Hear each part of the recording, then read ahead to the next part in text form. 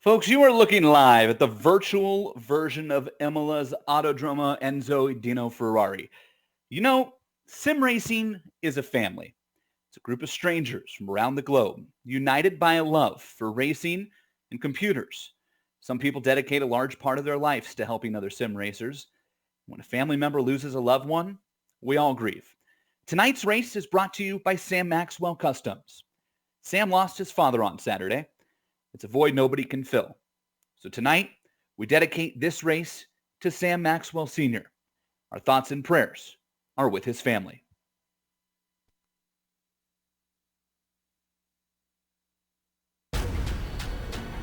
This is the original esport racing game. This is iRacing.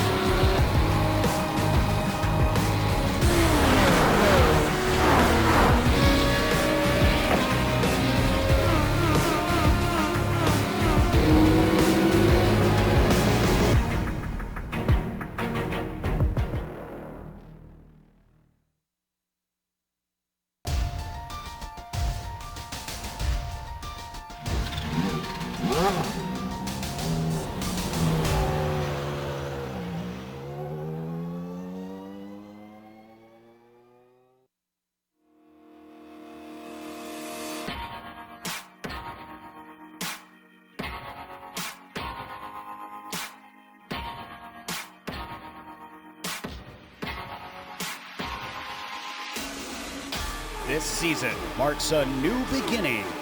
Witness the raw power, iconic sound, and pure speed from the historic Lotus 79.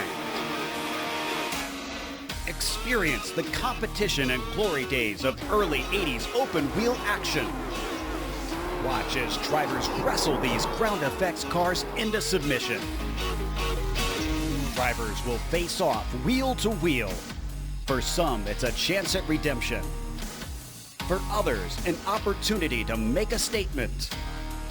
All sharing the same goal, to be crowned champion. Who will be victorious tonight? The Lionheart Retro Series presented by Butt Kicker starts now.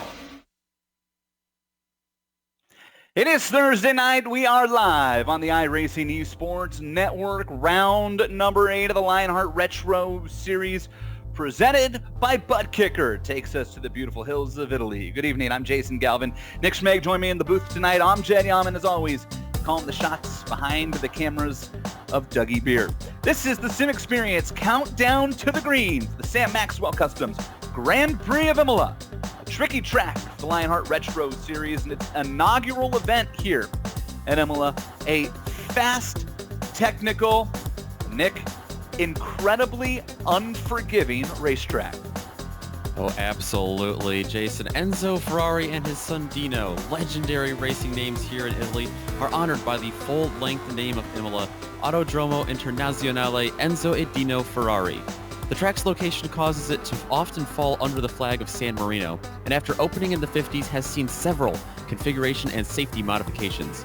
After several chapters in the Italian motorsports history books have been written, in 2019 we're left with the 4.9-kilometer, 3-mile, 17-turn venue laid out over the twisty hills off the coast of the Adriatic we've come to know and love today. It's a tight track, and the elevation change just adds to the precision needed to carry your speed around here. On top of that, these cars, who are no strangers to the draft, are going to have to work hard to maintain that through the flat zones, like that weaving back and forth front stretch. To get a better idea of how to wheel a Lotus 79 around Imola and how to keep it on track, allow me now to send you down to the track for the GSRC lap guide.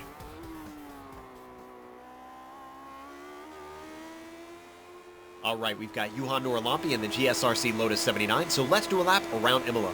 Down the front stretch, you're kind of weaving back and forth trying to straighten out the track. Then comes Tamburello, which will probably be your best place to attempt to pass. Try to hug this first apex, don't track out too far after the second, and then let it fly through the third. As we come up to Villeneuve, it's going to be tempting to try passes, but the faster first half of the chicane makes it very, very tricky. If you come in here too wide, you'll probably lose a lot of time. Then it's a short burst up to Tosa. This car does not like accelerating out of slow corners, so expect a few drivers to lose it while trying to get to the power. But it'll be important to get on the gas as early as you can because it's a steep climb up to Piratella. Every ounce of momentum counts. It's always incredibly hard to get the car to turn into the apex here. You can use some of the AstroTurf on the exit, but it doesn't really offer much grip. For Aqua Minerale, you're going to be slowing, turning, and braking through the first half. Very tough.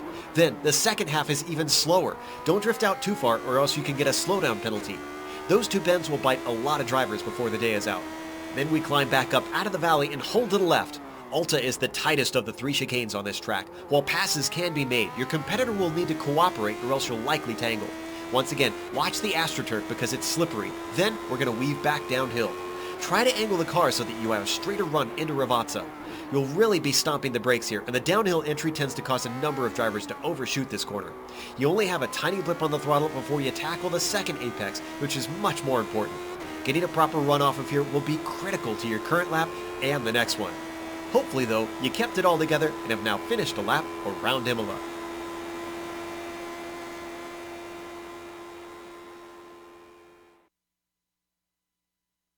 Well, the countdown to green is brought to you by Sim Experience, team behind the ActiveForce Pro V2 direct drive steering systems. By providing unparalleled realism and the most advanced tuning features on the market, the ActiveForce provides a significant advantage that any sim racer can also make for an effective training tool for real-world drivers. If you'd like more information on the entire Sim Experience ecosystem, including the GS5 seat, the Stage Series motion systems, and the SimVibe software, visit www.simexperience.com. No E in experience there. Remember the promo code.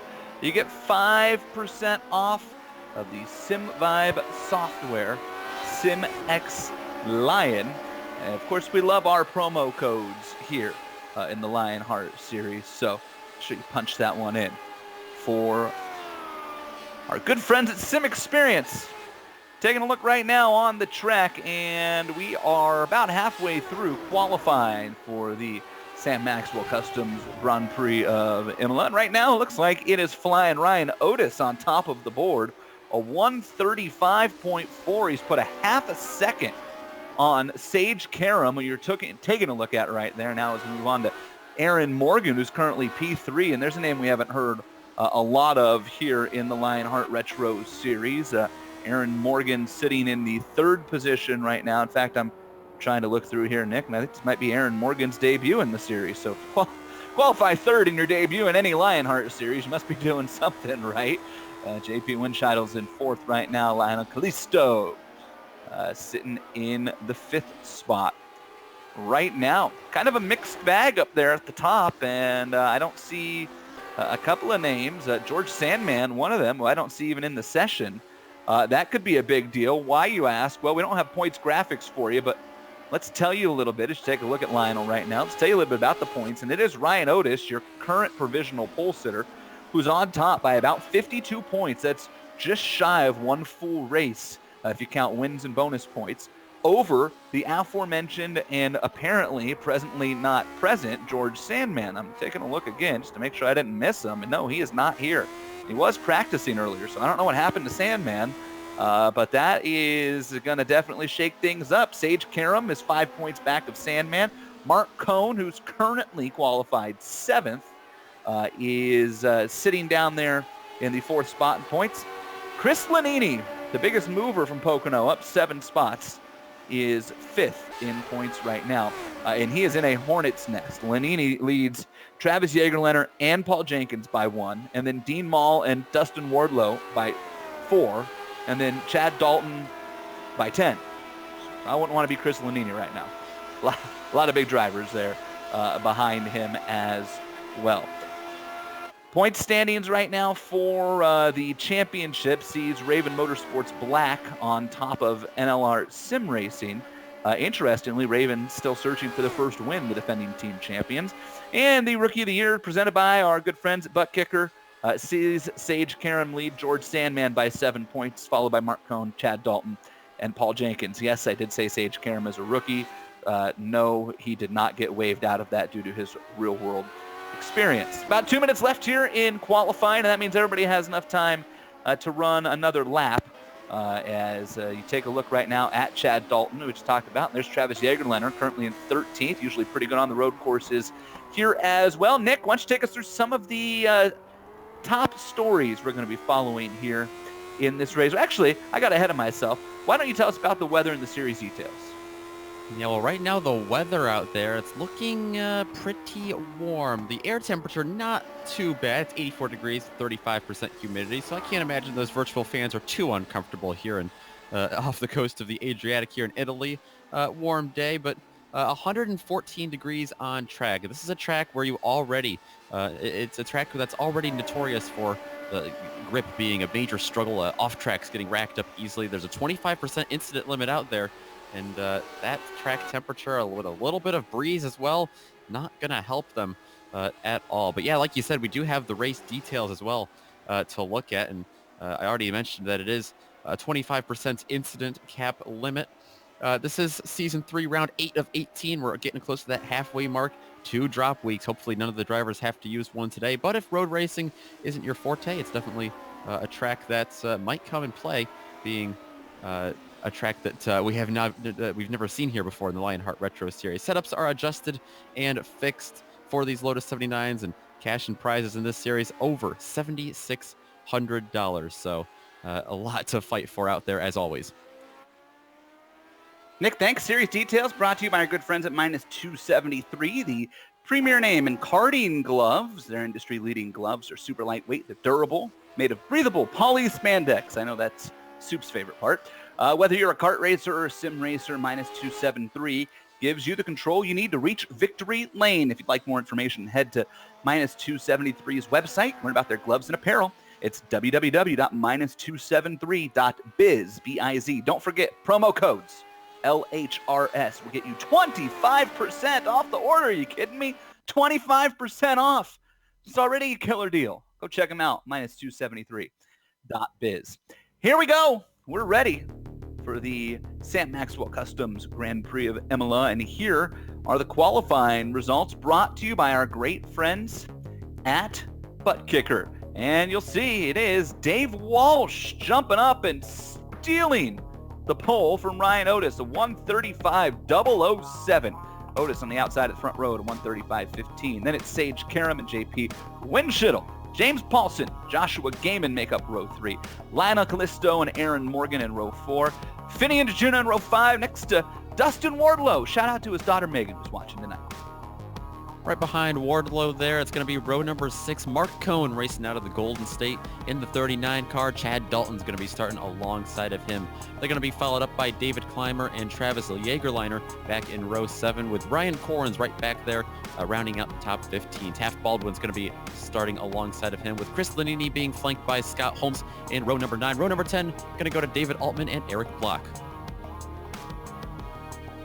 So we move on to what will be 21st on back. Frank Beeser starts next to Mardi Gras, Dean Mall, Tyson Landis, and series founder George Anzaldo back there in row 12. Ron Hacker and Paul Jenkins in row 13, and it's Ken Hacker and Cody Eldred set to bring up the field here. 28 Lotus L79s. Eldred did not take a lap, so I'm looking to see if he will grid here or not. This is the Lionheart Retro Series presented by our friends at Butt Kicker, and we did just get word. George Sandman apparently taking a look at the broadcast. I knew he missed the IndyCar race last night too, because I kept waiting for him to be one of the cars to pass me. And it turns out George has the flu. So sorry to hear that, George, and we look forward to seeing you back out here on the track in the Lionheart Series. Hopefully turn around right next week and jump out here as the iRacing safety car is rolling. And it's Dave Walsh who put it on pole from the UK and Ireland. I think somebody told me Dave is Scottish, but I don't want to say that for sure, because if he's not, then oh boy, look out. Not the longest pace lap here, because this track is mighty long. iRacing did us a solid. We start pretty far down. Just like that, we're headed towards glory. Pace car pulls off Dave Walsh waits and waits and waits, and he's on the loud pedal. Green is in the air, and this is Sam Maxwell Customs Grand Prix of Imola. Walsh clears Otis right away, and immediately Ryan Otis tucks in, trying to get that toe as they head down for our first chicane, and Otis looked high, looked low, won't make a move. Meanwhile, Winchittle and Karam go side by side and make it work. Hello. Karam into third as they sort things out behind him. It was a great start actually for JP Winchittle, but Sage Karam really took advantage of being able to slip right behind him, get a draft there on the front stretch, and he is now up into the podium. Winchittle now having to hold off the likes of Joshua Gaiman behind him. All of this happening behind Dave Walsh, who continues to lead.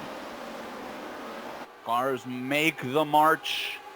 Up the hill they go. This is one of my favorite parts of the section here. Track falls away,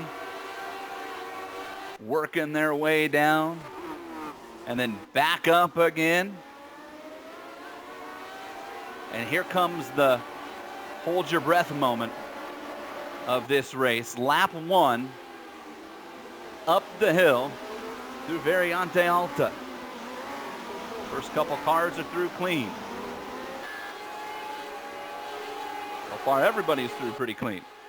Look at this. I'm so proud of these guys.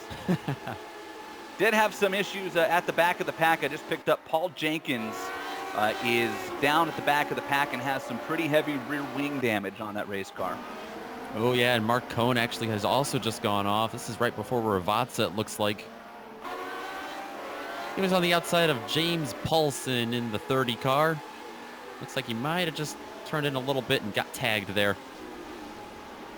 I think Paulson actually kind of washes out. Yeah, Mark was turning in, but James kind of loses the nose of that car, and he already had some front wing damage. Looks like he might have clipped the apron just before that. No, I think he just lost the front end.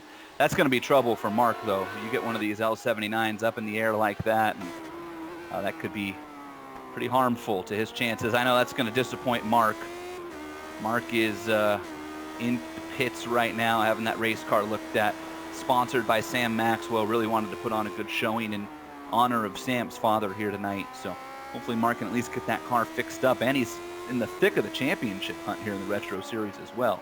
Currently in the 4th spot. Meanwhile, you're riding on board with Ryan Otis, who is right there behind Dave Walsh. Less than a half second back as they head up the hill for the second time. And you talked about it, Nick, before this race started. There are enough straightaways here where the draft can kind of come into play if you can make your car work and stay flat out through those sections. And I think as long as Ryan can stay within about a second of Dave, he might have a chance at some point here to set up a move. But he can't let Walsh get too far ahead. Yeah, I even noticed that straightaway right there. Dave Walsh was weaving just a little bit between Aqua Mineral and Alta. That's not even a straightaway that I'd consider even, to be a major drafting section. He was still concerned.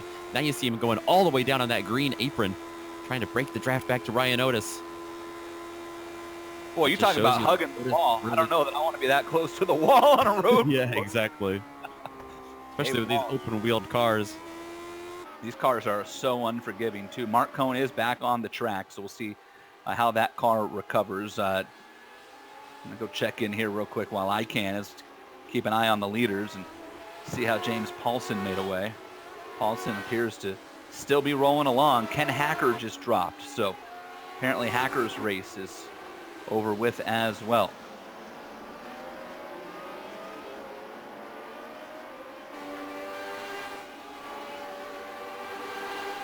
Look at this.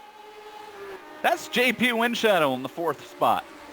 And that's like 6 other cars behind him that really want JP to move. I don't think JP is going to do that. I don't think intentionally he's gonna, for Joshua Gaiman right behind him. Gaiman is there, and then there's 3 cars more. Aaron Morgan, Dustin Wardlow, and Lionel Callisto. Callisto looking like he wanted to make a move there on Wardlow in front of him, but has to duck back in line. L-Train thought about popping out there. He's had an up and down season. He's been awfully fast at times. He's had some terrible luck. Actually, you could probably say the same about Wardlow as well.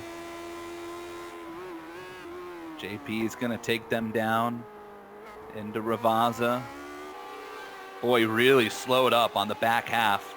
And that's a corner you have to hit because you're pretty much flat out from Ravazza all the way down to Tamburello. And that is a long way. Gaiman's trying to set him up. Battle for P4. JP is going to take the inside. Gaiman's going to try the crossover here. Not able to do it yet. It's the big run, cuts back. Say JP is going to survive for now. Into Villeneuve. Now down towards Tosa. Taking a look to the inside. Looks like he's going to have the room as well from Winschittel, but great run off the outside for Winschittel. He's going to keep that position.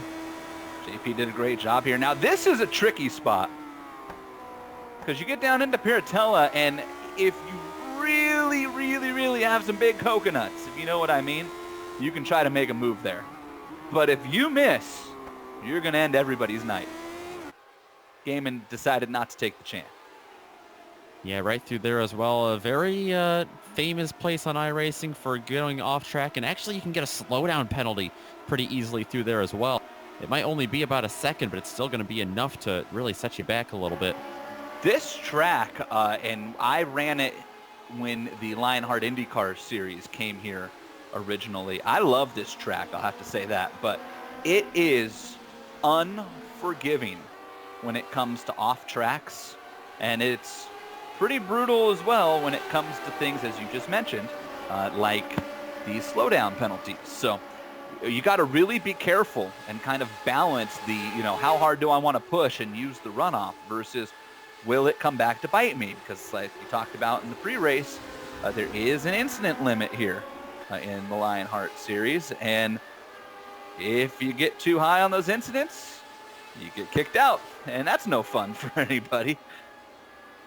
James Paulson in. That is a pass-through penalty issued by race control for avoidable contact on the incident with Mark Cohn. Paulson serving that right now. Cohn has retired from this race in 27th position. Best wishes again to Sam Maxwell and his family. Grieve the loss of his father. Looks like we have trouble here. Aaron Morgan has gone off. This was a battle for right back where you were watching. Right in front of Wardlow. Right at the exit of Tosa, yeah. It looks like someone else went off. Was it Kalisto? Yeah, Kalisto actually ended up spinning and hitting the wall with this. It was almost like synchronized. Yeah, I don't even know if that was related because I don't think he was there to throw him off or anything. No, you know what happened to Aaron at least is Gaiman had such a good corner and tried to get a run. And I don't know if maybe we'll see if we can maybe go on board after this look from Lionel. If we can look out the rear wing of Gaiman, I don't know if that's possible with Amjad, but Gaiman bobbles big time. And I think that's what throws Morgan off. I think he probably put a bunch of wheel in it trying to avoid Gaiman, and it just snapped around on him. See it there. Boy, yeah, Gaiman with a huge save for Gaiman. That could have been, you talk about bad. If he would have gone around and Morgan hit him, probably would have taken Wardlow with him. Turns out Lionel went off anyways. And I do think you're right, Nick. Lionel's appears to be unrelated. I think he just missed the corner. Yeah. Oh, Lionel almost saved it. I just went and looked again. Boy, that was tough. We had so many cars that were in that. It's going to open things up here. Maybe take a little bit of pressure off of JP's. Gaiman's going to have to find his rhythm again. And I know what that's like. Here's Lionel. He's able to keep it going. He hit the wall pretty good. So we'll have to see how that car performs. Morgan did retire. His car was trashed. I know what it's like. You make a mistake like that, and especially you see in your mirror, might have cost somebody else. That's something that can kind of frazzle you, throw you off for a little bit. So see how quickly Joshua Gaiman can kind of gather things back up and get back after JP. Yeah, even if your car is pretty much fine, like I don't think Kalisto has too much damage from that. I think he just hit the outside of his tires. Even if your car's fine, though, mentally, it's just hard to get that car back under control. Looks like he's doing a fine job of that right now, though. Lionel only fell back to the 8th position, and he is about a second back of Chad Dalton, and he's got some room back to David Clymer, who's another second behind him. So Lionel has a chance to maybe, like you said, settle back in, feel out the car. And if he can go get Chad Dalton, he's suddenly not that bad off. He'd actually be right back where he started. In fact, because Morgan wrecked, Lionel came out of that net zero. He didn't gain or lose anything.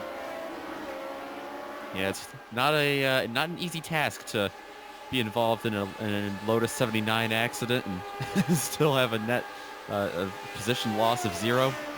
Pretty impressive stuff there for Kalisto to bounce back like that. And he's really not too far away from Chad Dalton either. I think a couple solid laps, maybe a mistake from Dalton. I think he'd be right there with him. Travis Jagerleiner, the graphics on board. One of 3 onboards in this race. Dustin Wardlow rolling the clipping that Apex onboard. Ryan Otis with plasma tracks on board here with Travis Jagerleiner in the 11th spot. Travis, one of the more quiet drivers in the series. He's quietly 6th in points. 1 top 10 on the year, but he just doesn't make mistakes. Usually the instance he's in are from others. Not the best oval racer, and he'll tell you that. Does a good job kind of maximizing those opportunities, but he can throw one of these things around a road course. Right now, just outside the top 10. Right now, having to hold off the likes of Taft Baldwin right behind him. Taft, a teammate of Lionel.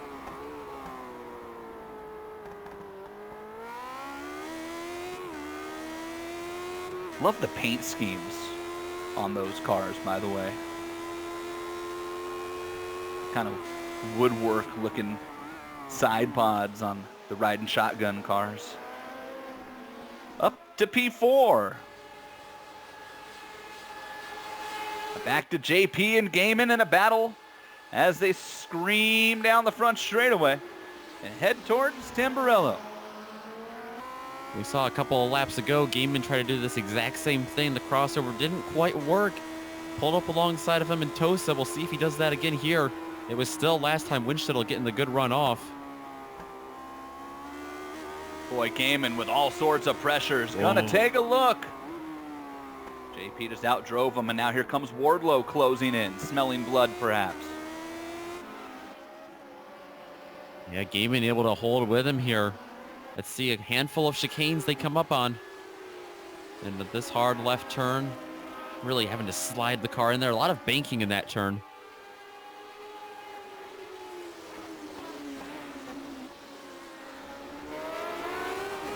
Oh, Wardlow got awfully sideways as we slide back to look at the 7th position. And Chad Dalton.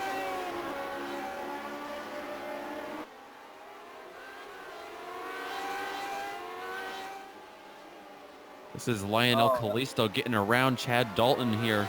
We were wondering if he was going to fight his way back up to the field after going off track. He has done just that here. And David Clymer has kind of joined that party as well, as you get another look at it. L-Train making the pass.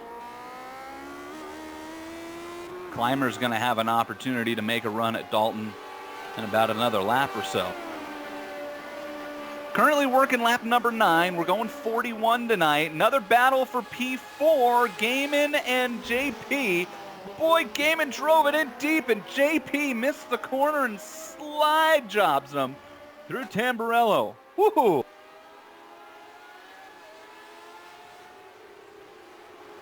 I'm glad Josh Gaiman saw that coming, because I thought he was going to hold on his normal line there, but he backed off a little once he saw a little mistake from JP. Through Tosa again. One of my favorite hairpins, I think, in all of iRacing. Boy, you see Gaiman slide the back end and did not lift. Sprint carded out of Tosa, and look at him taking a look. I told you. You go into Paratella and try to take a look like that. At some point, somebody's going to make a move in this race there, and it's either going to be the highlight of the race or it's going to be the highlight of the race, if you know what I mean. Another look here, just showing his nose. And that's more so, I think, just trying to get JP to be mirror driving and make a mistake, which he doesn't do. Wardlow ran a little wide coming out of Alta. Yeah, if he takes a peek down there, that might force Winchell to look in his mirrors, maybe try to cover him off a little bit, and by then he's been thrown off his racing line completely through there and might easily make a mistake. But he is looking pretty consistent right now. Wardlow really nailed Ravazza, and then it sounded like might have missed a gear there. Might just be the iRacing deal. Every time he shifts, I'm hearing that. So Wardlow had what looked like a good run, but boy, that draft, look at Gaiman just suck up on JP.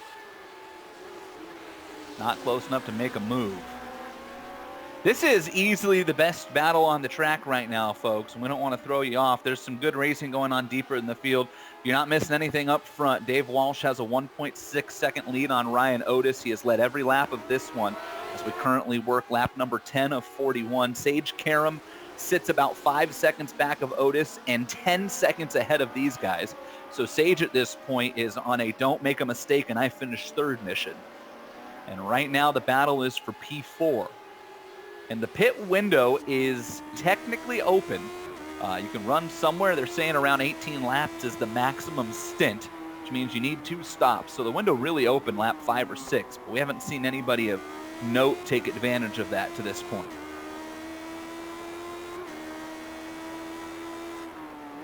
So far, the only cars that have hit pit road are James Paulson on a drive-through penalty, Ron Hacker and Ryan Corns, and Gaiman gets awfully sideways. Wardlow kind of pedaled it, but he's got a big run down the hill. I think Dustin maybe thinking long play, Gaiman bobbles again, and Wardlow had to jump on the binders. If he gets a good run off here, he's going to have a good chance of making a move. Yeah, that created a big check up there for Wardlow, and Wardlow now, he's not going to be able to get around him, but he's right in that draft, and we've seen him closing on the front stretch a couple of times before. This is going to be his best opportunity in a while. Will he peek out? Nope. Again, long play. Methodical, calculated driver is Dustin Wardlow. Plenty of speed, but he's not one to just throw it in there and try to make something stick. Come through Villeneuve and down towards Tosa. Look at Wardlow, close the gap, and he got into him. Yow. It was a big run, a lot of momentum for Wardlow, and apparently too much on that head of steam. Got it right into the back, into the gearbox there for Josh Gaiman, but it doesn't seem to have harmed him much. Now Wardlow's going to take a peek to the inside. Whoa. Boy, Minerali make moves like that. Dave Walsh. Oh, Dave Walsh. Dave Walsh made a mistake. This is up in Variante Alta. Hit the curbs, it looks like. Oh, boy. That changes everything. Oh, he high-centered it. Oh, yeah, that's just, he got too much of the curbs. And Ryan had kind of closed the gap, but not much. Boy, that's one of those deals where I hope Dave doesn't have a butt kicker. I mean, I hope he does. Support our sponsors. But, boy, if he had a butt kicker, that might have thrown him out of the seat. Yeah, I hope he's wearing a seatbelt at least or something, because that is... looks like he's got a little bit of front end damage as well. He clobbered those curbs. It did tweak the wing for sure. Now you wonder about suspension, which in this car can most definitely be tweaked by something like that. In the IndyCar is a lot more forgiving. The other series that we run here in Lionheart, the Lionheart IndyCar series, presented by our good friends over at First Medical Equipment. But in the Retro series, presented by our friends at Butt Kicker, this car is unforgiving on stuff like that. So we'll have to see how Dave Walsh's pace is. Either way, Dave is 5 seconds back of Ryan Otis now, and Sage Karam now kind of within striking distance. Meanwhile, battle for P5. Wardlow got Gaiman finally. And he did it the hard way, coming out of Alta. This was a fantastic run, and a lap prior we saw him have a good run through this corner as well, so no surprise to see him strong here, but this strong, that takes a lot of talent. I actually lost my place on the track. It was coming into Tosa, and Gaiman got a little wide, and Wardlow said thank you very much. Oh, well, Wardlow's just gone wide, actually, and as we come back live, Gaiman has the position once again. And that happened in Alta. Boy, and Wardlow did kind of the exact opposite of Walsh. Instead of clipping the corner too tight, he totally missed the first half of the apex. And meanwhile, boy, you talk about a hero's run. Guess who's back? Right behind Wardlow. As those two battle into the corner, here comes Lionel Callisto again. Trying to pull the Danny Sullivan. Spin and finish fourth. That's not really how it went, right? I think he won that race. I can report as well, Dave Walsh is actually taken to the pits. Looks like getting damage repaired, but might fall into the window nicely for him. He's definitely going to lose some spots, though, with all of that repair. Pretty extended stay in the box. He had a lot of damage as Lionel takes a look at Wardlow. I thought that was going to be the moment. Oh, man, I've been waiting for that all night. Somebody to take a shot into Paratella there, and I thought that was going to be it. Boy, and Wardlow got a huge run on Gaiman down into Minerali, and Lionel goes wide. And look at Gaiman throwing the block as they head up towards Alta. That's not really a passing zone. Not a place I expected to be a passing zone, but we've seen it 2 or 3 times now. Someone take a look there.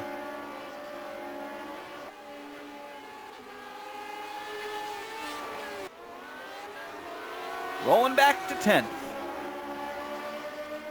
Actually 9th with Taft Baldwin leading Travis Jägerleiner. Finian right there as well. 3-car battle all within a second.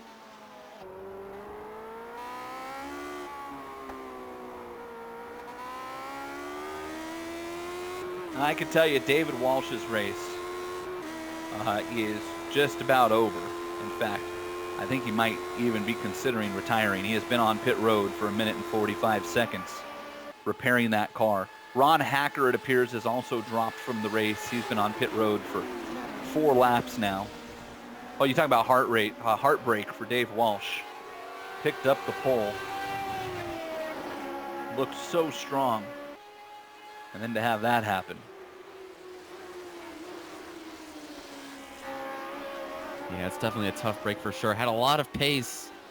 That lead, like we said earlier, handed over to Ryan Otis. He's doing a great job out there. I'm sure that put him on the edge of his seat a little bit. He knows how easy it is to make a mistake, especially when you're out front, just getting into a rhythm like that. But he's got a big lead, almost 9 seconds now over Sage Karam in second. Otis coming up on Frank Bieser. This will be the first lapped car of the race that is not incident related, although Bieser has plenty of front wing damage from an incident at some point and is awfully slow down the straightaway here. Otis just going to blow by him. Frank goes a lap down, currently running in the 23rd spot after starting 21st. Biggest mover so far in this one? Well, it's a few people. Taft Baldwin up 7 spots. David Altman's up 7. So is Marty Gras and Tyson Landis, and heck, even Paul Jenkins and Cody Eldred all up 7 spots. Somebody make a move. Take that crown away.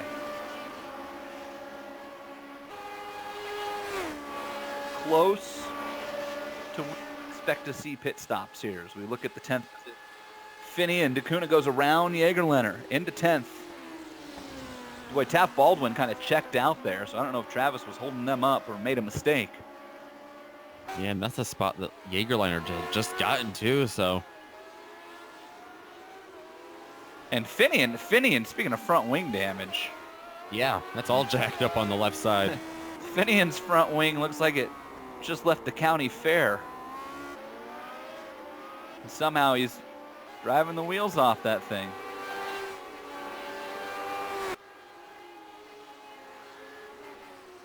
Oh, Taft Baldwin. Hang on to it, brother. Yowzers. A little bit of a slide. Bull ride in there or something. Also at the county fair. Yeah, right? He and Finian went to the same spot. Man, that's a heck of a save. That's the one thing I do love about this car. It's pretty forgiving when you get it hung out like that. A lot harder on an oval. Pretty forgiving on a road course if your hands are quick. But makes for some spectacular moments, that's for sure. In this lap, Finian DeCuna has actually closed that gap to Taft, it looks like, a little bit, despite that front wing damage. And I'm wondering, this is where I think Finian's going to get burned. He's going to have no straightaway speed, I think, with that front wing. Yeah. And you can see it there. Baldwin just pulling away a little bit. Thankfully, I mean, of all road courses to go to and have front wing damage, there are worse ones. in terms of straightaways like that. Road America. Just had to throw it out there. Wouldn't be fun to climb up the hill, no. Been the victim of that before. It is, it makes for a long night. I think there's another road course in Italy that Dacunia is pretty happy we're not at tonight as well.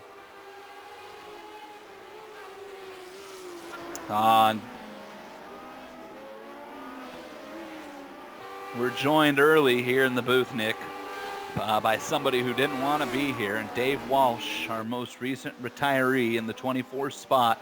Out of this one, Dave, I start with the congratulations on the pole. You looked awfully strong early on and then got bit by Alta. What happened? Yeah, I mean, I had hit that corner pretty much perfect every lap. It was the only place I was actually quicker than Ryan. He was even or quicker everywhere else, and then I'd gain 2 or 3 tenths every lap in that corner. And I just went in, I just took way too much curb on the right, and it must have broken, it broke more than the front wing because it was 2 minutes of repairs, and it was horrible in the straights after it. So I don't know what it broke, but it broke a lot of the car. So and I'm not in the championship either, so I'm not, I haven't run every race this season. I'm pretty new to the series, so there's no point in me running 3 seconds off pace a lap down. We do have a look here as Lionel Callisto gets around Wardlow and into the 5th spot. Dave, what was the key? You found so much speed. Actually, it's funny, Dustin Wardlow is a really good friend of mine. We live in the same town here in Bakersfield, California, and he was messaging me earlier. He called you an alien in practice. That's how quick he thought you were. What was the key to getting around here? You and Ryan Otis really seem to have the field covered. Yeah, I only bought this track a couple of days ago, specifically for this race, but I mean, don't tell everybody that. Cars are breaking all over.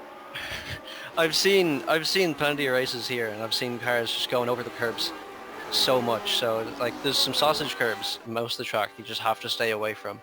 But then the chicane where I ended up wrecking it, I was not taking much curb on the right and then just being all over the curb on the left. And that seemed to be the quickest way through it. That seemed to be the best way I could do it. And I think I was doing it right whenever I got it right. And then when I get it wrong, I mean, you get it really wrong. You can't just get a bit loose there or anything like that. Even if you run wide, it's a slowdown. So yeah, it's just a very unforgiving corner. Lead change on lap 18. Ryan Otis is into the pits, and here comes a bunch of cars with them. Lionel Callisto, Josh Gaiman in as well. Sage Karam to the lead, picks up a bonus point for that, and Dave will let you go. We're sorry about your luck. It was fun to watch you out in front there earlier. I'll apologize. You didn't get much TV time. You got TV time on lap 1, and then when you wrecked, because you were just so smooth that everybody else was kind of rolling away from you there. But congratulations on the run that you had. Sorry about the way that it ended, though. We look forward to seeing you at the next race. Yeah, thanks. I'll hopefully be back here in the next race for a better reason. Alrighty, that's Dave Walsh, your pole sitter tonight out of this race early. Taft Baldwin just had a big off right in front of Finian, which I'm trying to figure out actually how Taft got around Finian, because I missed that while you're talking to Dave. So I guess Finian had an issue first, and people are all over the place. Ryan Otis pops back out behind David Clymer. Total time on pit lane for Otis, 41.7 seconds, including a blistering stop, 6.8. That tells me he did not take tires, I think, as to where JP and Gaiman might have, as their stops were both about a second plus longer. Either that or Otis went a little short on fuel to maybe try to open it up. I'm not really sure why he would do that. And then maybe he's going to short pit later on, but we'll have to see here. Sage Karam, meanwhile, is running another lap. So, I hate to say it, because Soup all the time says that the good friends at Lionheart lie to him about fuel numbers, but it appears they've lied to him about fuel numbers. Because I was told the max was 18, and here's Sage Karam saying, I'll run 3 more miles. What do I got to lose? Wardlow in. The Candyman brings that towards Candy's number 9 car for Raven Motorsports down pit road. And boy, you watch that car come down pit road and you think to yourself, that's got to be a lonely feeling. Pit road here pretty long and awfully slow. Take a look right now on what is a battle for position in P3. That's Dalton ahead of Clymer. Otis is right behind them and is going to probably have company for them here pretty soon. Wardlow out of his stall. See how this all cycles through. Wardlow comes out. He's on the loud pedal. George Anzaldo just went by, is yet to pit. Taft Baldwin comes out behind Wardlow. So Wardlow kind of on his own right now as far as cars that he's battling for position. Back up to your leader, Sage Karam. On to the pit straight. Will this be the lap he ducks in? Yes, it will. Sage Karam on pit road. Here comes your leader. Yeah, I think he pretty much had to jump into the pits there. I can't imagine he was able to make it 3 more miles after that. And like you said, very long pit road here. It basically spans the entire straightaway. And a very slow one, down to 37 miles an hour. Sage Karam, veteran of the Indianapolis 500 now, coming off of a 19th place finish in that race from Dreyer and Reinbold Racing. His 6th Indianapolis 500. A career best finish of 9th his rookie year. Karam in and out. 9.1 on the stop for Sage. That is a long pit stop. Dalton, Kalisto, Finian all on pit road. There's Lionel popping out. Boy, his stop a full second quicker than Wardlow. That could be huge as everybody cycles around. In fact, Lionel pops out and Wardlow not even in the picture. Really slow in the lane there for Wardlow. Yeah, 9-second difference on pit road. That's interesting. Wonder if maybe he thought he didn't have a stall or missed a stall maybe. I'm not sure what the deal slid is. his box a little bit. Maybe couldn't get it squared up enough. A couple of inches off left or right, had to back it up. Cycling back out front. Still waiting on a couple of cars to pit. David Clymer, Travis Yeager-Leonard, Mardi Gras Mall, Tyson Landis have all yet to pit. George Anzaldo is yet to pit. Cody Eldred just hit pit road. Here's Yeager-Leonard. And despite those cars not pitting, Ryan Otis is the leader. And he's the leader by quite a bit. Clymer onto pit road. Yeager-Leonard brings it off the final corner and also hits the pits. So that is the ultimate distance. It is just short of the 21st lap that everybody has to hit pit road, it appears. Just about halfway through this race, Otis had a big lead before he came into the pits, and looks like it's going to be even bigger now. Well, I think what's going to be interesting for some of these cars, and I don't know if it'll matter because like Otis, for instance, made up the time, but guys like Sage and JP did not. You could almost make it from here if you consider that we're going 20 on to 21, and we had to run not all of, but part of a pace lap at the start of this race. Right. It's going to be awfully interesting to see if somebody says, I'm going for one stop. And if it's somebody like Yeager-Leonard who's got some speed, that could be fun to watch. David Clymer. David Clymer is all the way up there in P7 ahead of Wardlow now. So if David Clymer can make this a one-stop race, I think he's going to be on the podium, which is a crazy strategy if it works off. I don't know anybody who said this is a one-stop race before this event, but we got 4 or 5 cars that I think are at least going to take a shot at it. Might as well at this point, unless it's just so bad. You know, if you go on to the final lap and you're almost a whole lap short, that's not going to work. But if you can get it close, might as well take a shot. Yeah, absolutely. I mean, if you're back down in the mid-pack and the best you're going to finish anyways, you know, 7th or 8th or something, I'd take a shot at it, I think. You don't have to run extremely fast either. You can focus. You can take this stint here and focus on saving fuel. And you think about where you're at in points too, Nick. You know, somebody like David Clymer. David Clymer is 14th in points, and he started every race. So that's somebody who's not thinking championship points right now. He's thinking swing for the fences. Like, that's how you get back into the championship hunt if you're in 14th place a third of the way through the year. you swing for the fences and you hit a home run. As we got a battle right now here for position between Gaiman and Win Scheidel. Boy, these two. Once again. So I'm going to take a picture of this and send it to both. Have them autograph it. Fond memories from Imola. You could just about send them 41 pictures, one from each lap. That's no they've been right together the most of the race. No kidding.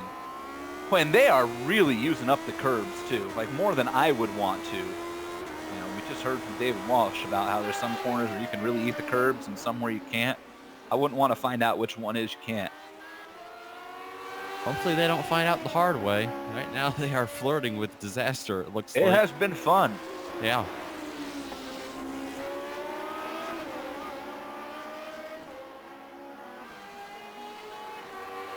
Gaiman trying to gain on him once again here. Looks like he's using the curbs, well, I was going to say a little bit less, but then they went through there and he's climbing up there as well. We got to talk to these two. We got to get them some sponsors. They've had more TV time tonight than our leaders have, and one of them's got the club logo on it, and the other one, Windshindle's got double clutch, which if it's a company, I need to know more, but I'm going to guess that's a name of one of his racing teams. Yeah, get these two some sponsors.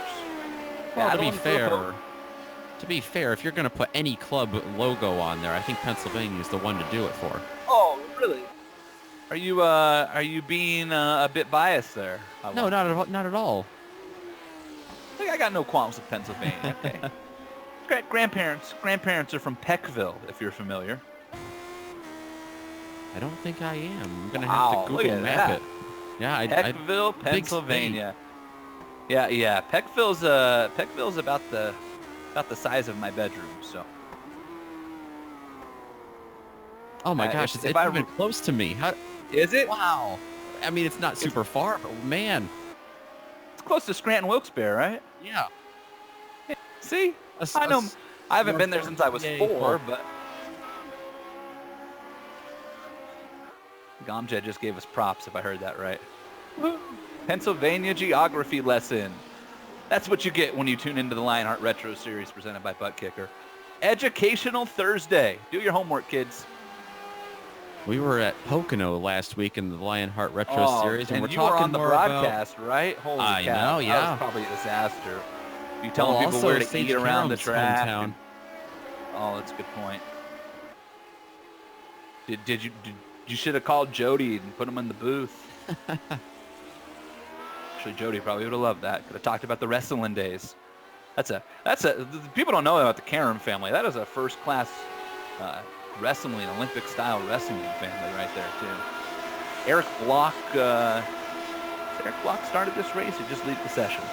Eric Block did start this race, and he has left the session in 23rd spot. So we have 22 cars remaining with just under 18 laps to go in the Sam Maxwell Customs Grand Prix of Imola. And we're literally not ever going to take the camera off of these two because it's not worth it. Somebody better tell Paul Jenkins he needs to get out of the way. That's not what they were thinking. Get out of the way and almost crash into us are two different things, Paul.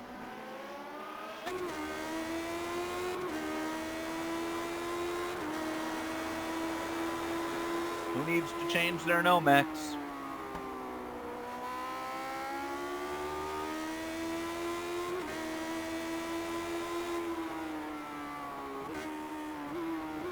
We also have a little bit of a battle back a little further, and it looks like 12th place. David Altman trying to chase down Scott Holmes. They run up through Tosa right now. Chris Lanini is kind of in that battle as well. It's not quite there, but he's within striking distance if either Holmes or Altman were to make a mistake. Scott Holmes, the sim experienced driver.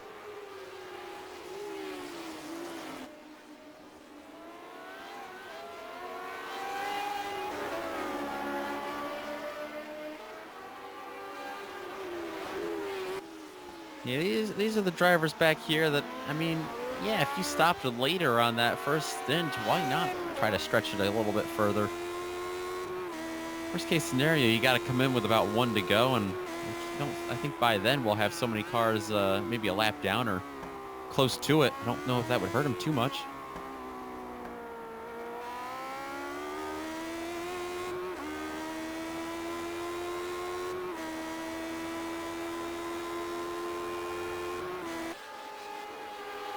I'm always a fan of the oddball strategy, though, so I would probably not be a good crew chief. David Altman making a move. Look at this. Oh, boy. Scott Holmes said, all right. All righty. You're going to make that move. Have at it, kid.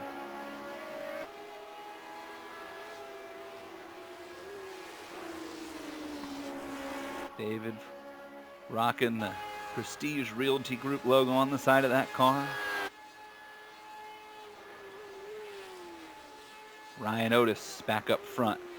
21 seconds ahead of Sage Karam. Hit your marks, bring it home. 16 laps left, and Ryan Otis pretty much has this one locked up already, barring a mistake on his end. Sage pretty much has P2 locked up, I think. Well, actually, again, the Sage is kind of in the twilight zone right here as far as pit stops go. If we look back, David Clymer's the first car I'm keeping an eye on the can I make it on just one stop strategy. And right now, David Clymer is 31 seconds behind Sage. Pit lane time, all in all, is about 40 seconds. Fastest car on those pit stops is actually Chris Lanini at 38.8. Now remember, that doesn't account the time getting into pit road. It only clicks once you hit the cone. But you know, Chris is the only car in the 30s. We'll call it 40 seconds for pit lane time. Best case scenario. Means right now, Sage got to find about 9 more seconds if David Clymer can, in fact, make this a one-stop race. I'm still not real sure he can, but man, am I interested to find out. Also, somebody's really got to talk to David Clymer and Chad Dalton. Boy, do those race cars look awfully familiar. Similar, I should say. Some good fuel saving opportunities for these two as well right now. Riding behind, well, Dalton's actually riding behind Frank Beazer a lap down, but especially for David Clymer riding behind them both right now. On those straightaways, might be able to float off the pedal a little bit.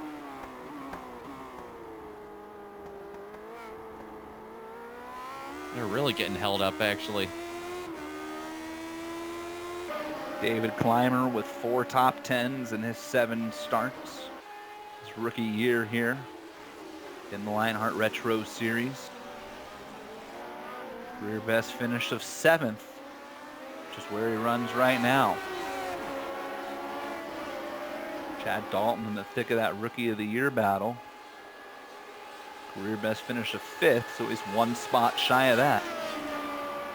Pair of 5th place finishes here in his first season in the Retro Series, and he has been one of the cleanest drivers, averaging just a little over 2 incidents per race this year.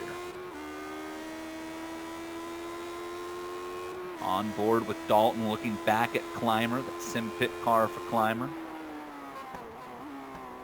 The IRTMteam.com entry for iRacing today. And Chad Dalton.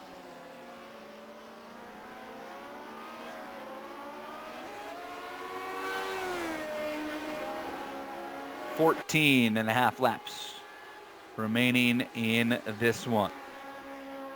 Hey, what do you say we pay some bills and remind you the Lionheart Retro Series is presented by our great friends at Butt Kicker. Butt Kicker products add instant immersion to any game.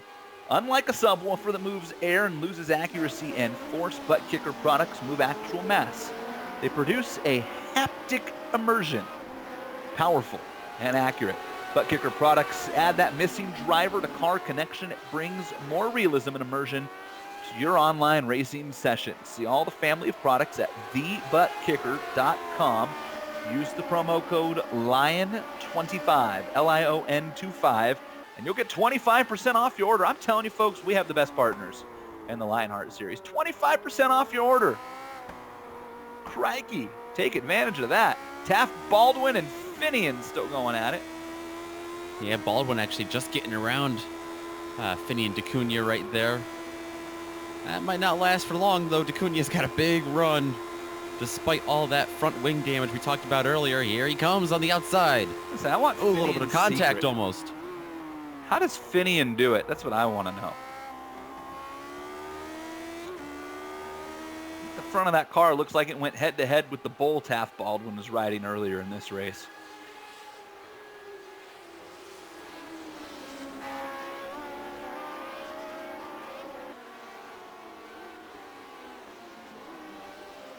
You can tell these drivers are starting to pick up the pace. So Baldwin going wide a little bit. That's really going to allow Dacuna to close in, but is he going to take a look? He takes the look, gets up alongside of him. Not much room out there. Oh, outside, just clear. About making it work, it looks like. Wow. I told you somebody was going to make a move there, didn't I? On the outside, though. On the outside. Finian made it work. Be watching the broadcast. Man, I got to make Galvin look good. Can't tell me somebody's going to make a move and then nobody sends it. It was a Brian Yazek special right there.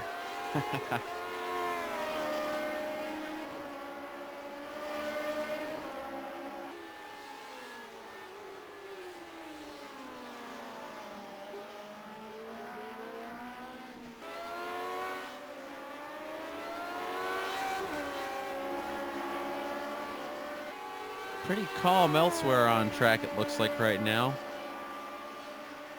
Taking a look down through the standings here, and we did talk about incident count and how much that could affect things as far as not only penalties but also the opportunity or possibilities of being disqualified for too many incidents because of the off tracks here. And right now, Finian Dacuna actually is the only car that's even had what I would call a substantial amount. He has 8 incidents so far, so he's not even in danger necessarily.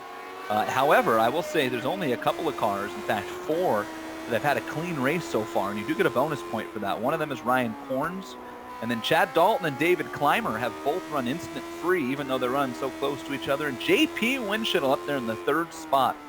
Also incident-free so far. So even Ryan Otis and Sage Karam both have 1 incident point for going off. That is of note because Ryan Otis was the leader coming into this race for the cleanest driver award. Just 11 incident points so far, so that'll be 12. And that is a bonus point he will not get. Same for Karam, however.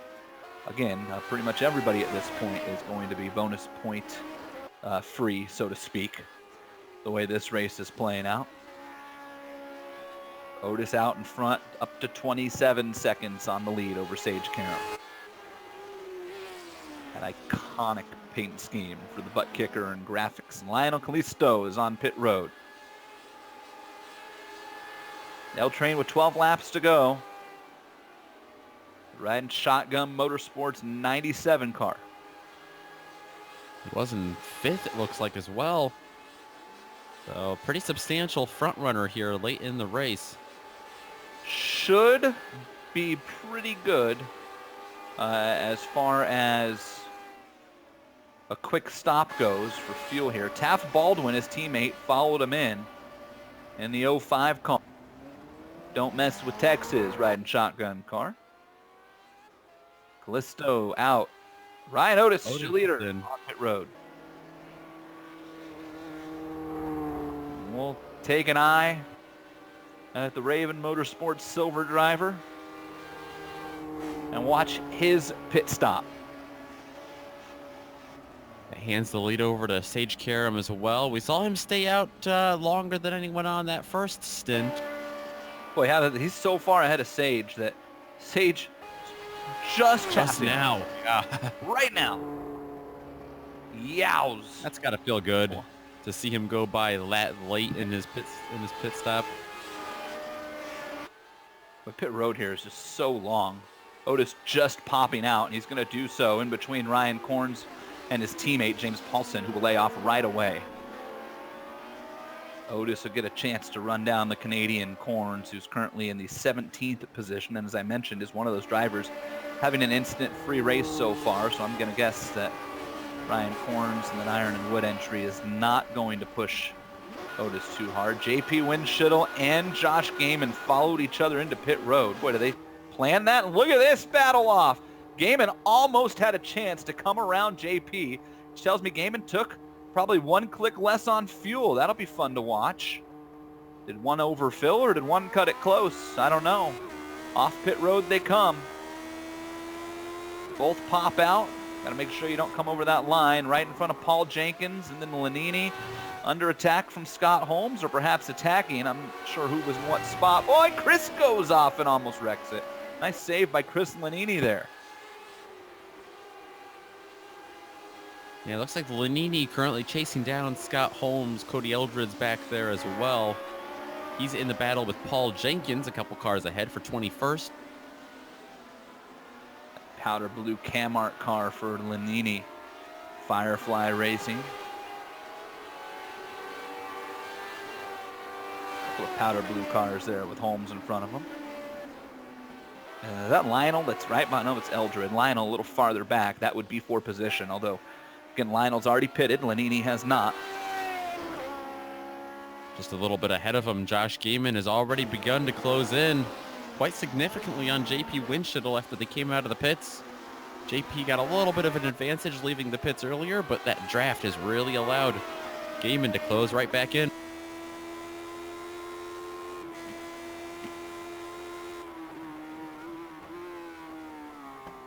That is a battle for the final podium spot in theory. The theory there is that David Clymer cannot go the distance. Yeah, Travis Jägerländer, for that matter, as well, is also in front of them. But if you let everybody cycle through, theoretically, we're looking at a battle for the final podium spot. Still a long way to go in this race. 10 laps left. Whoa! Winchittle caught the curb. Surprised he kept that position. Hopefully he didn't gain any suspension damage. We've seen that before in this race. Well, I thought Gaiman really did a fantastic job there of, kind of lifting and saying, could have taken a shot, but still a lot of race left. Saw Gaiman get a little squirrely out of Tamburello as well. Up onto the runoff. Not too much runoff at this track. A little bit of AstroTurf here and there. Chris Lanini just popped off pit road right behind Sage Karam, so for the time being, Lanini a lap down and Sage takes another lap. Looks like Karam's strategy at this point is going to be maybe run it dry and get the shortest pit stop possible. Although, if you know how much fuel you need, you could really take that stop whenever you want, as far as the shortest stop possible theory. But if you run it dry, that's more laps that you get on light fuel versus coming in now, where you're just going to make the car heavier again. Sage may be using this opportunity out in front and with lighter fuel to try to gap David Clymer. I don't know if he's looked over just scoring that much to realize that there's a couple cars that might try to make this on one stop. Sage is going to need to gap them. Right now, Sage is 38 seconds ahead of Clymer, and we said you're looking at about 40 seconds on pit road for a full stop.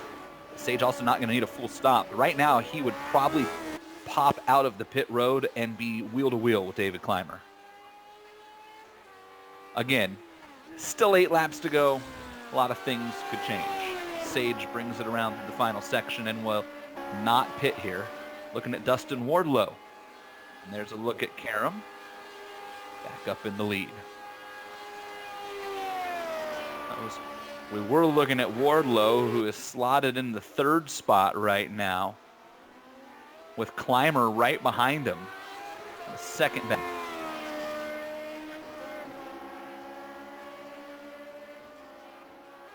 Boy, Clymer has spent a lot of time behind cars on this run too, so that could, I would imagine, only help with his potential fuel-saving efforts, Nick. Yeah, he's going to be able to lift off there on the front stretch and a couple of the downhill sections as well, pretty significantly in all that slipstream. Definitely not having to use as much throttle, not having to burn as much gas as all of the other front runners.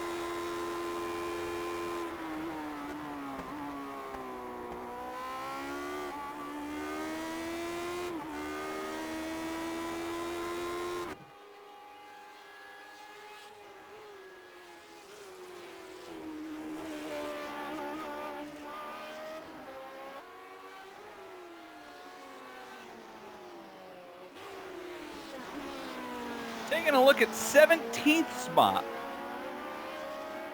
Brian Corns. James Paulson.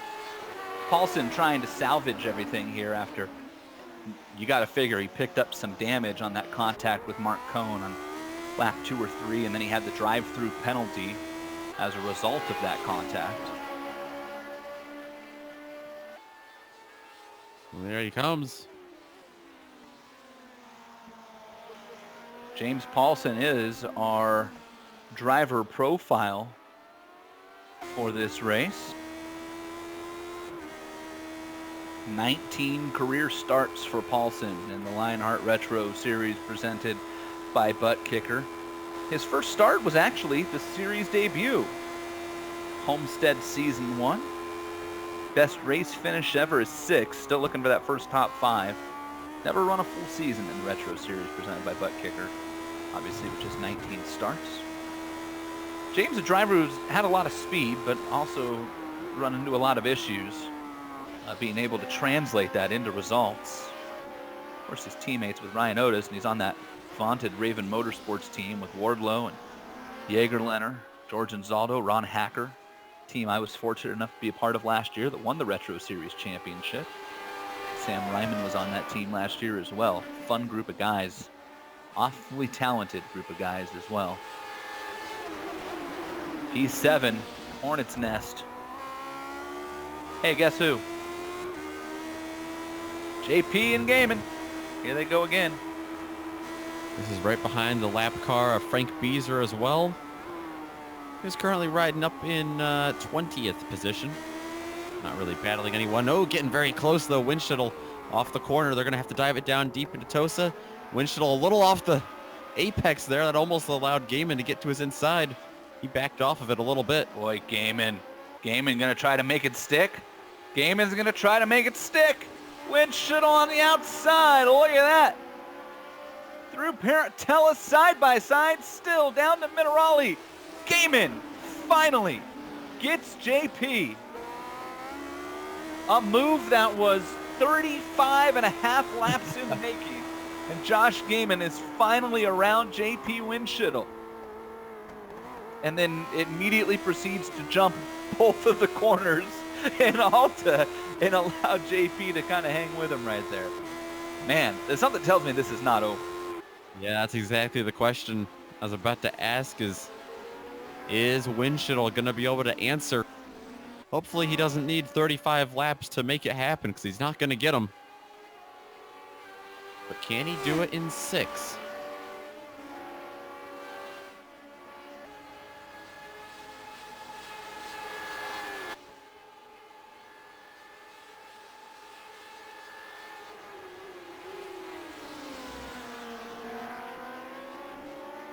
He sticks right with him through Tamburello.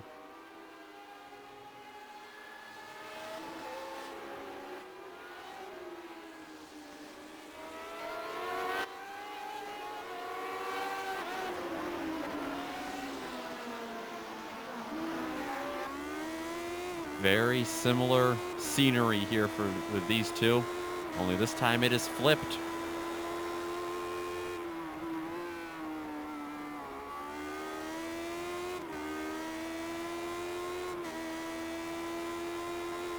Meanwhile, out in front, Sage Karam's lead is shrinking ever so slightly over Ryan Otis. Of course, Sage still has not pit. And if it's anything like last time, Sage is just about to hit his quote-unquote pit window. Boy, and I tell you what, we came away from that battle, but I wonder if Amjad can go back up to Alta and JP Winchell and Josh Gaiman this past lap through, because the second we pulled away, JP totally missed the first corner like David Walsh and went airborne. Somehow saved it, but you wonder if it hurt the car. Take a look at this. Ooh. Yeah, that's not a view you want. You could see it actually did tweak the front wing. Yeah, definitely. And you remember what David Walsh said is that, you know, it hurt a lot more than the front wing for me. You wonder if JP's got those same problems now. And that was in the exact same turn, too. Exact same curve. Everything about it was the same except for the end result. That could have been very ugly.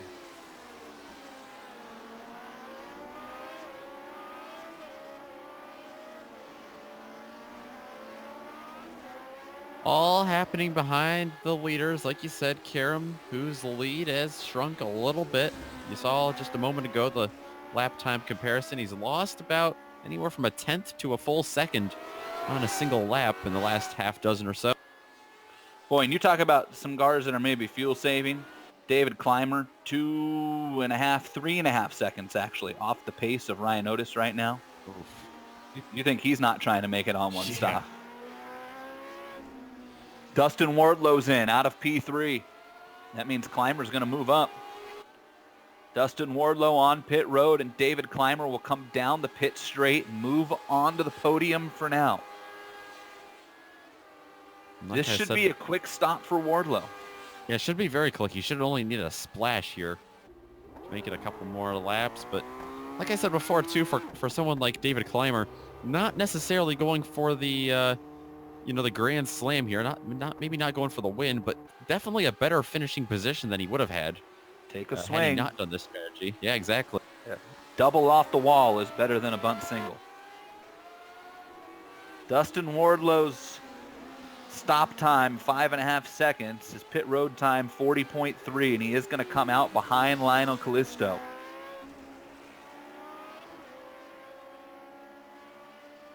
By a pretty heavy amount. Sage Karam is in.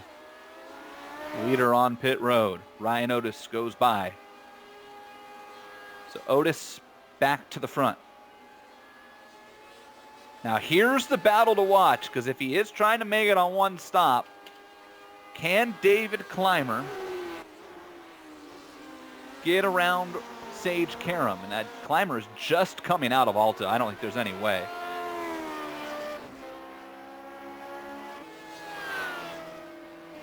Sage is already away. Clymer's not even down into Ravazza yet, so Sage Karam will easily hold on to P2. Putting in those qual laps paid off, and Clymer's kind of in super saving mode here. Car behind him is George Anzaldo as Finney and Acuna brings it in. P4 on pit road. And Travis Jagerlener will go by. Jagerlener pitted on the same lap as Clymer. It would be in position to steal fourth place right now if he can make it work. Josh Gaiman and JP Winchittle are not in fuel-saving mode right now and are doing their darndest to run down Jagerlener and Clymer and put the pressure on. Just under 3 laps remaining in the Sam Maxwell Customs Grand Prix of Imola. Yeah, it's about 7.5, 8 miles left for them. That's still a lot of ground, a lot of mileage to try to save. And you're in that position too. How much do I save versus how much do I want fourth instead of fifth or sixth? We should mention Sam Maxwell Customs, sponsor of this race for nearly a decade. Sam Maxwell Customs has taken pride in customizing racing wheels for the sim racing enthusiast. Each order built with precision and craftsmanship. It ensures the highest quality in sim racing wheels and accessories. A steering wheel is the primary interface for sim drivers. Why wouldn't you want the best? Well, you can get it at sammaxwellcustoms.com. Sage Karam back on pit road. Do you have a penalty? Ooh, this might very well be. Last week, Pocono had the same penalty if it is driving through too many pit stalls. He is on that curved, one of those curvy bits of pit road. It might be easier to clip an extra box there. Not too sure.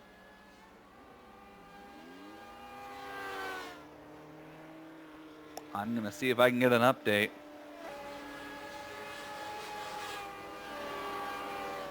That's a heartbreaking finish, though, for Sage. Gonna knock him off the podium, back to 8th. Oof.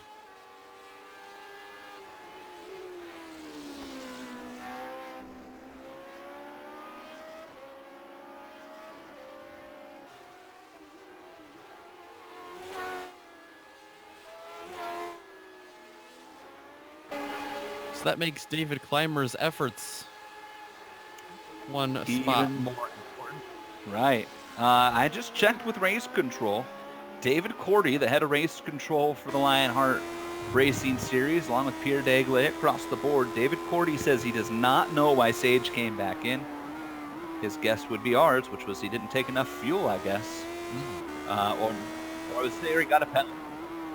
Yeah, there you go. So then he might have got a sim penalty for speeding on pit road, but it was not too many pit stalls. And so now we'll get to watch Sage and see if he can make up some ground here in the last couple of laps. Although he's got a lot of ground to make up to Dustin Wardlow. White flag in the air for Ryan Otis. David Clymer's in. David Clymer couldn't make it. Travis Jagerlener is out, though. Travis Jagerlener's going to try to make this work, and Josh Gaiman has got around it, but JP has not. So Ryan Otis, who's already halfway done with the final lap, on a Thursday evening cruise down the hill. Somebody tell Ryan to hurry up. We got fuel strategy to watch, Ryan. I'm just kidding. Just kidding, Ryan. Bask in this one. Ryan Otis comes off the final corner and down the pit straight and will bring it home. For the first time in 2019, Ryan Otis is a winner in the Lionheart Retro Series presented by Bud Kicker and will extend his championship points lead. All right, now we can go back and take a look at P2 and 3 and 4. And Josh Gaiman currently in P2. Whoa, boy. George Enzaldo had a little moment there. Travis Jagerlener trying to hold off JP Winchittle and trying to stretch the fuel as they come down the hill. One final time. Jagerlener's to that point where it's just about downhill for him now. He's got JP right there. The problem is that's a long coast from here. He's got to at least get through Ravazza and on the throttle or he won't make it to the stripe. Out of the final corner, Joshua Gaiman's going to pick up a career best second place. Travis Jagerlener, teach me how to save fuel, son, comes home with a remarkable podium finish just ahead of JP Winchittle. And Lionel Callisto, you talk about the drive of the race. L-Train recovers from spinning into the wall to finish in the 5th position. The Candyman, Dustin Wardlow, for Dwarves Candy, brings it home in 6th. I'll take some peanut butter chews for that one. Sage Karam, Heartbreak in 7th. Chad Dalton picks up 8th, and David Clymer, who had to pit, comes home in the 9th spot just ahead of Finian DeCunha. Rest of the field cycling through here. We'll stick with them. Taft Baldwin comes across. Taft Baldwin, the final car on the lead lap. 11 cars on the lead lap of this one. Ryan Otis, say, look, he's already back around. He ran a whole nother lap. Come celebrate, young man. The Oregon driver parks it in victory lane in Imola. We'll talk to him when we return. This is the Lionheart Retro Series presented by Bud Kicker on the iRacing Esports Network.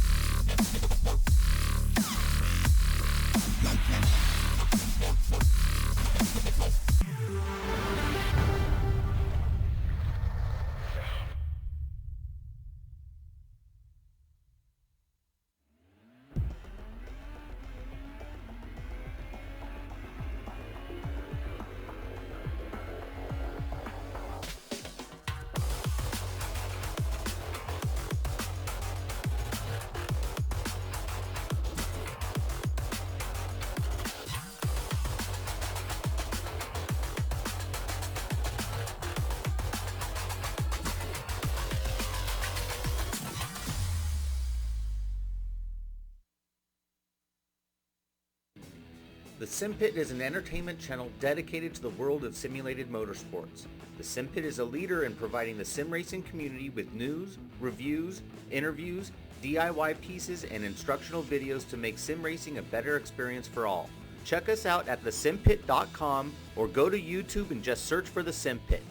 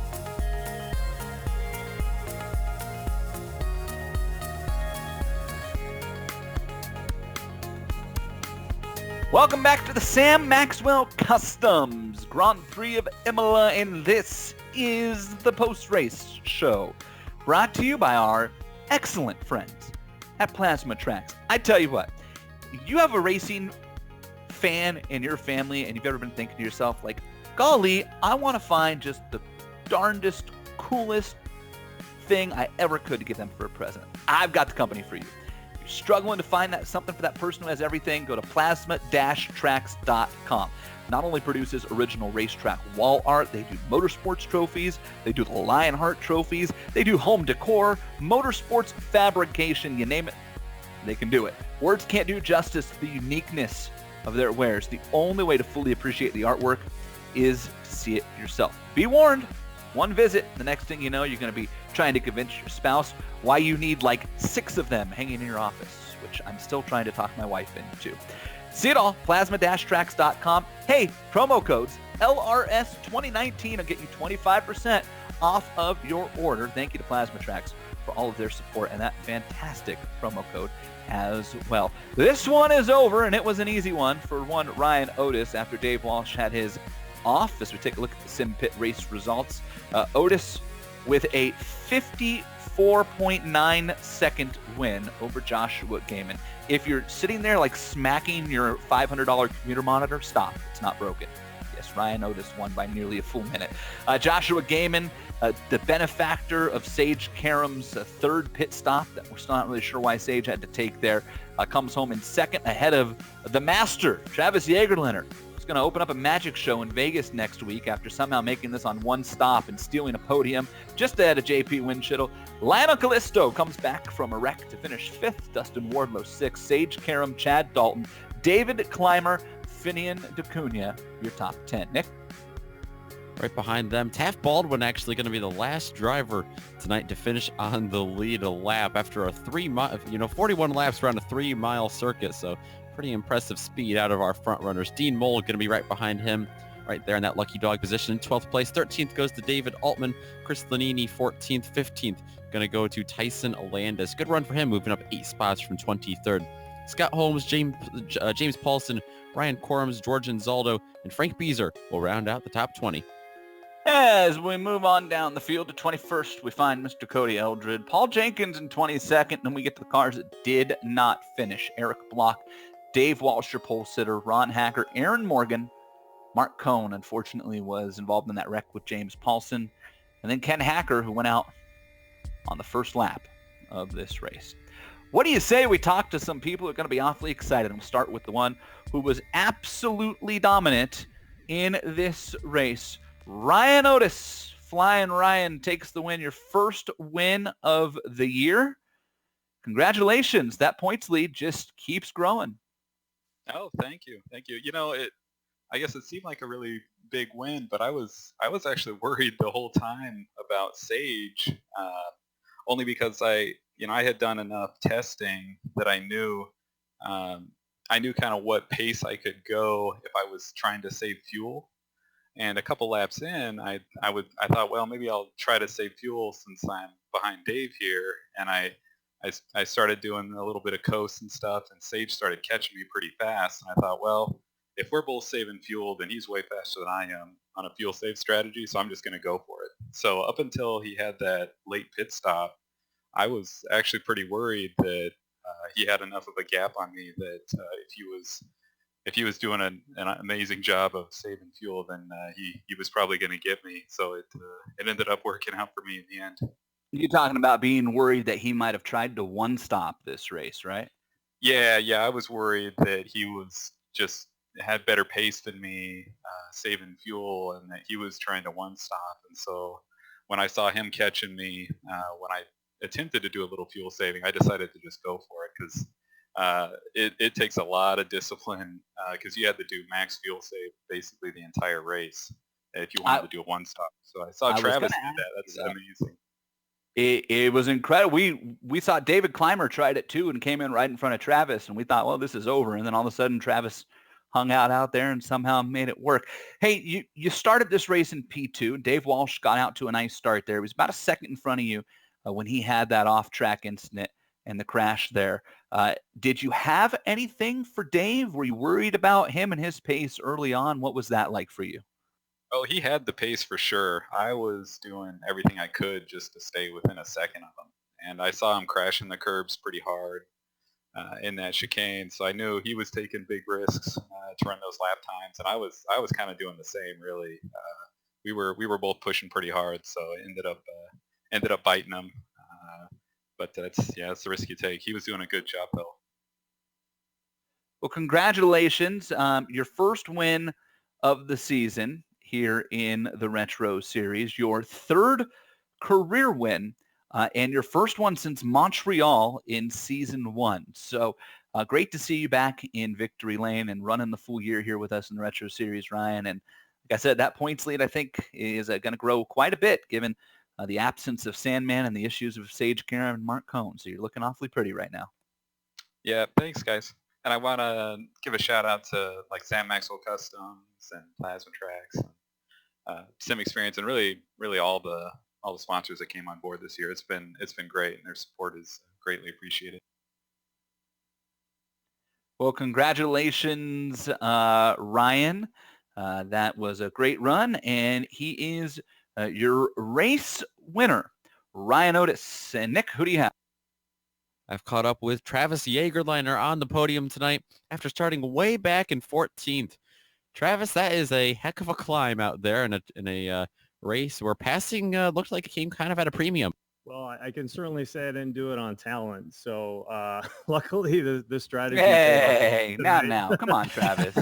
Come on, Travis. No, it was, I checked my pace in practice. I knew it was going to be tough to get a top 10, especially as talented as the field was. But in practice, I was able to save a ton of fuel and almost made race distance. So I was determined to make a one-stopper work, and I ran out of fuel going to the line, but it worked. Man, that was fun. It didn't look good with 5 laps to go, but somehow it came together.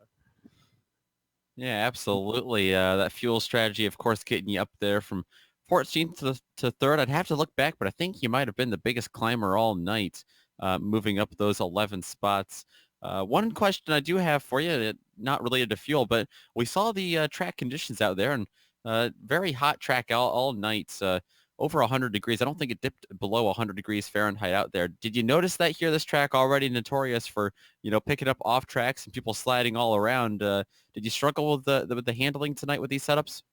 Yeah, absolutely.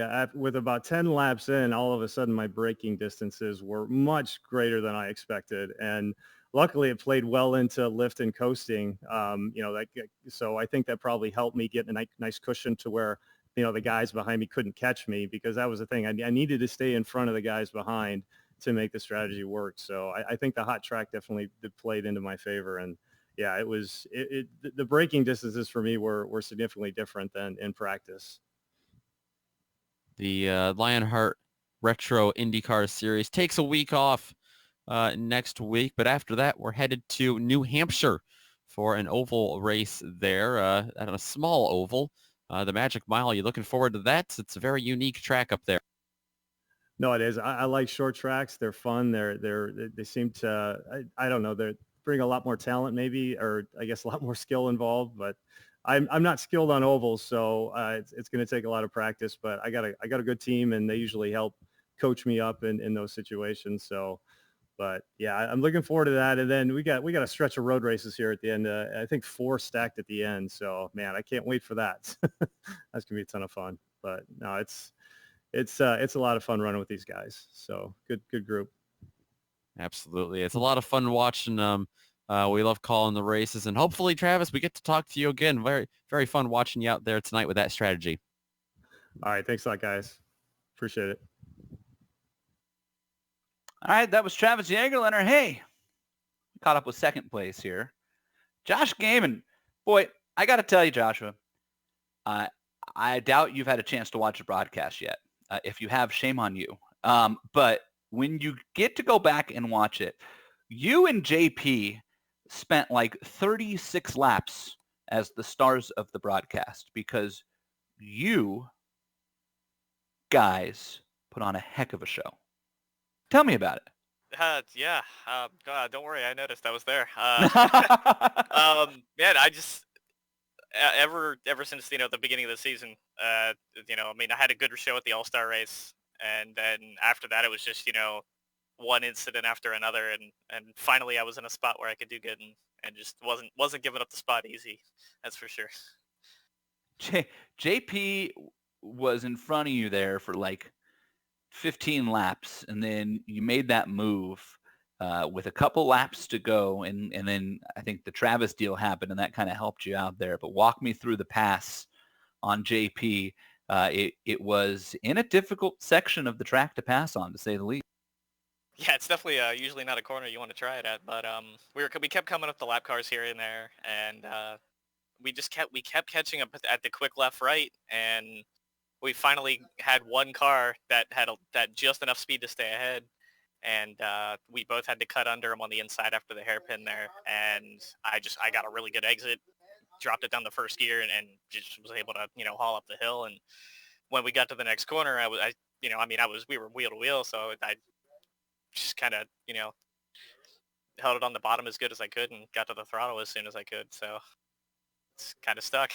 In the words of my normal co-commentator, Brian Yazik, I do believe you licked the stamp and sent it.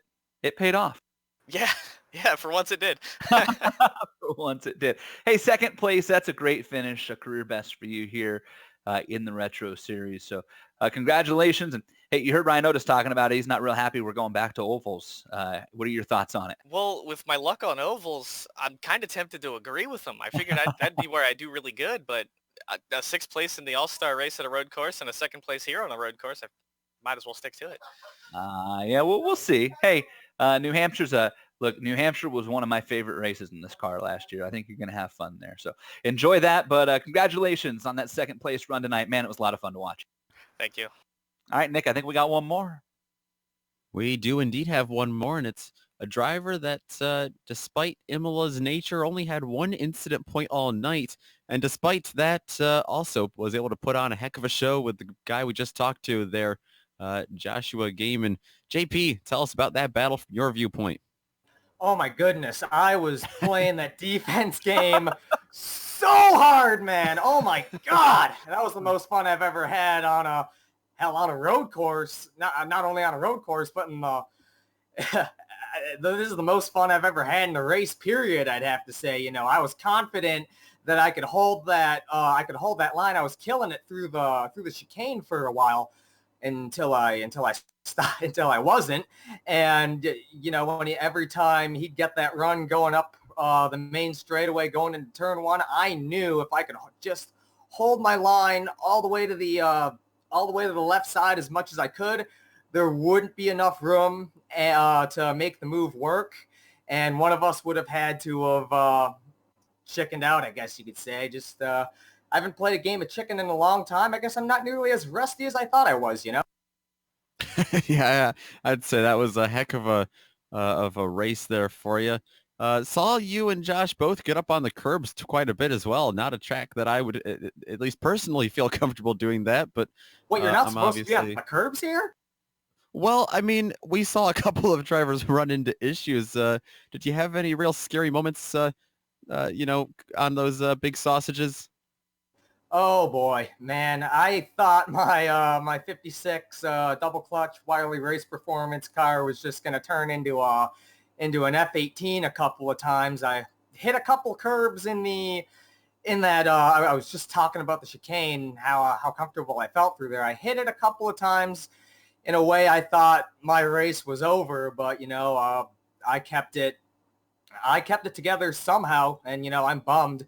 I know I don't sound heartbroken. I guarantee you I am. I'm just really, really good at hiding it. And, and it's just, I wanted that podium so bad, man. Yeah, despite I've thought for sure you and Josh would come to the line side by side, but somehow you finished with 3 seconds in between you. Talk about that fuel strategy quickly before we let you go here this evening. Yeah, my spotter, my strategist today, Steven Larkamp, shout out to you, shout out to him. He's killing it in the Lionheart IndyCar series this year, may I add.